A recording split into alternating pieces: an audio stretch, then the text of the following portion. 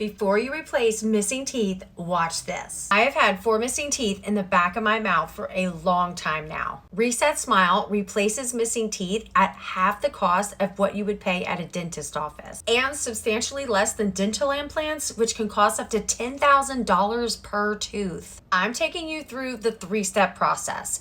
In my first video, I took you through step 1, the easy online ordering. In this video, I'm taking you through step 2, which is where I received my impression kit. I'm going to take the impression and then send it back in a prepaid envelope. So make sure you come back for step 3 when I receive the product. This comes with an impression taking guide, a prepaid envelope, a pair of gloves here, the upper and lower impression kit, the mouth expander here, and the putty to take the impression. The tooth shade calibration card so it can match your shade of teeth. Now I'm ready to get started. First, I tested out which mouthpiece fits properly.